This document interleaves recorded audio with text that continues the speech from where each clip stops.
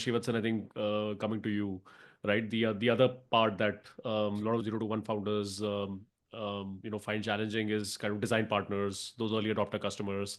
I know you both mentioned, right? Like a lot of your early adopters were kind of friends and family. I think a lot of founders start like that.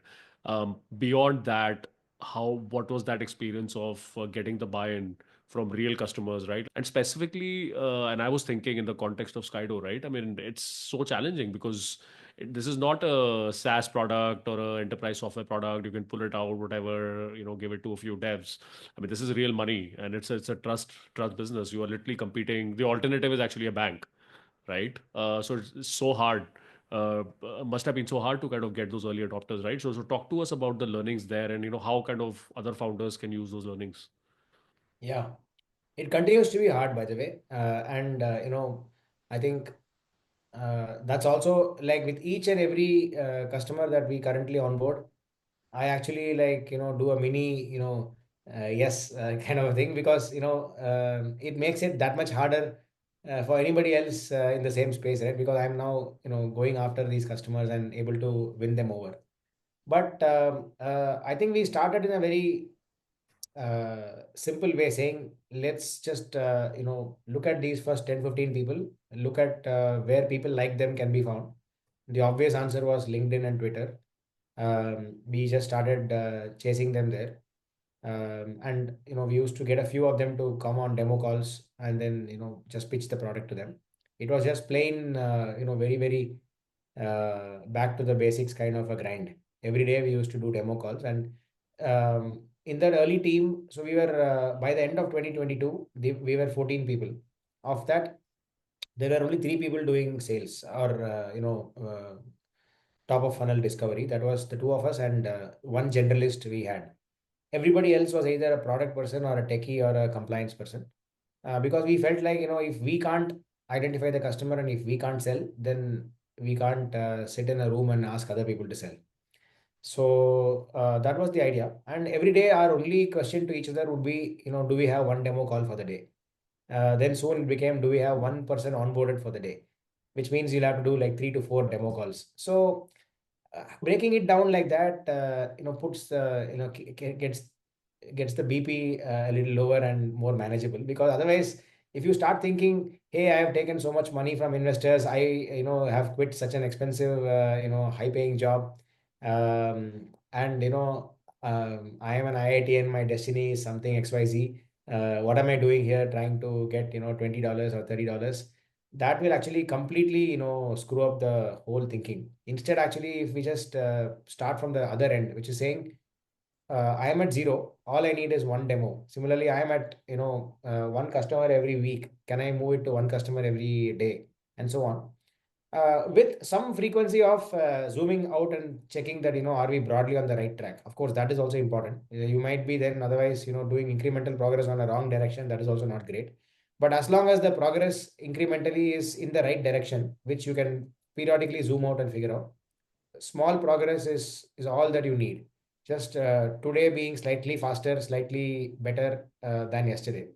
So initial set was just LinkedIn and Twitter. Then that one generalist became our SDR. He used to get the meetings, and we used to be the AE converting the meetings. Then, like Movin said, our engineering team and product team used to be the ops, compliance, and support guys. Doing the KYC in the background and just making the payments happen. So it was a very tight, small, almost like a cottage industry setup for those first few months. Slowly momentum started happening. We said this generalist was kind of struggling. He was getting to a point where now a lot of meetings are coming in, and then he's busy between doing Zoom calls, then following up with people we did calls with, and trying to do webinars, etc., to do meet people in a one-to-many format and so on. So now it felt like, okay, there is enough and more work for one person. So it means that we are at a place where we can hire one more salesperson, right, to do the demos. So we set a just an artificial number saying the day we do 100 onboardings, 100 customers onboarded, that day we'll start looking for a salesperson. So then when we crossed 100, then we actually hired not one, but actually 3 salespeople, because we said, If you hire a account executive, that person will be floating in the system. Very difficult to mentor that person. Even if it is way, way, way ahead of time, let's hire a sales head and give that person two account executives. Then it becomes like a small but very tightly contained team, and that team can, gradually grow. So this was easier said than done. Of course, it took a lot of effort to get the right set of three early people, but eventually we got there. By the time we did that, we were already at like 200 onboardings. And then we said, then the next problem came in, which is these two account executives are sitting there every day. They don't have enough leads to, work on every day. And the temptation was to turn the marketing tap. But we said, let's get to 500 customers. If we cannot get 500 customers organically, then maybe this is not a business. This is not a real business, and we should shut down and go home. If we can get 500, then we can start doing some experiments with ads. So we stayed patient and got to 500. In hindsight, there might be a criticism that, hey, maybe you guys were a little too deliberate and too slow in the first 6, 8, 10 months. And I think that's a legitimate way to think also. And, probably instead of Movin and me, if there were two other people building this business, they might have built it slightly differently. So I don't know whether this is right or wrong, but this was the approach that we felt comfortable with, going home every day and coming to work every day, saying, let's kind of be measured, be, thoughtful, and get to 500, and then, open the tap.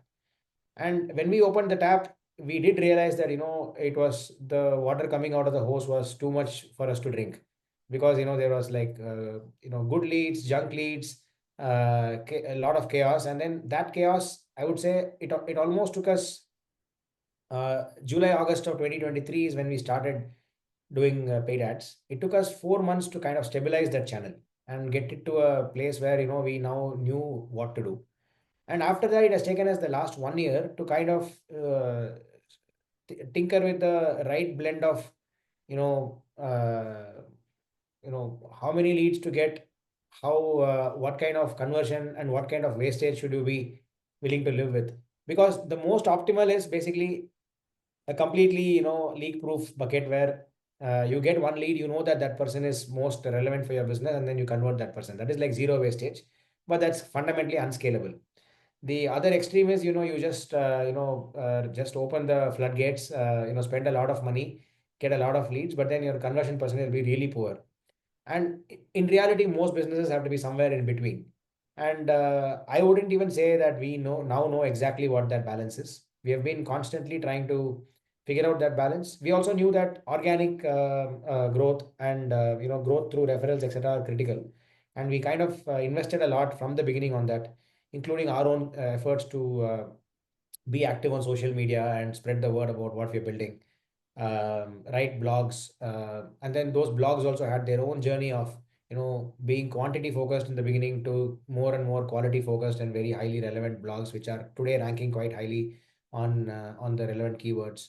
So it's been a journey across both paid marketing and organic marketing, and I would say we are like, I would give ourselves a 6.5 to 7 on 10 on, where we are in the marketing journey. There's still a bunch of stuff to do, but given our resources and also everything else that we had to do, it's not a bad score.